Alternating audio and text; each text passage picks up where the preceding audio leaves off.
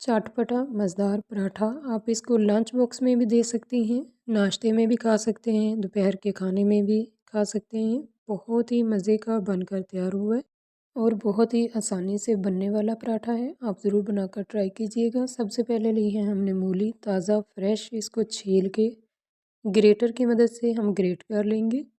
मूली हमने ग्रेट कर ली है। इसके बाद मैंने लिया एक बोल, उसमें डाल दिया मैंने आटा, 1.5 कप मैंने आटा लिया है।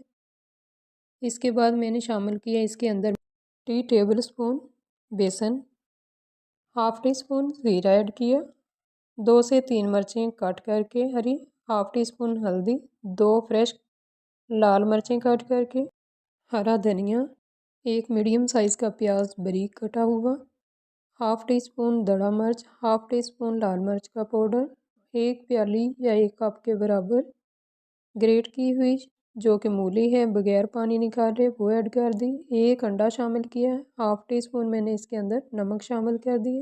अंडे को अच्छी तरह से मिक्स कर लेंगे। अंडे के साथ रेसिपी बहुत ही मज़े की और फ्लफ़ी बन के तैयार होगी, बहुत ही स्पाइसी बनी। अब मैंने 1 कप इसके अंदर पानी ऐड कर दिया है।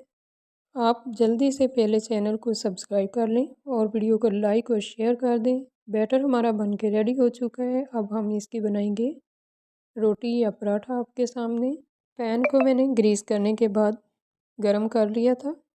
गरम करने के बाद हम इस तरह से पतली पतली लेयर लगा देंगे इस पर आटे की। अच्छी तरह से फैलाने के बाद किनारों को हमने सेट कर देना है।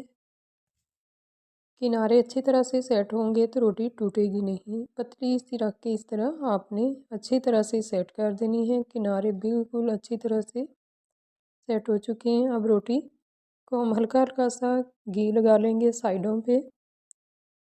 अब मैं पलट के दिखाती हूँ आपको। इस तरह से बड़ी आसानी के साथ रोटी पलटी जाएगी और बहुत ही मज़े की फ्लफ़ी बन के तैयार हुई है।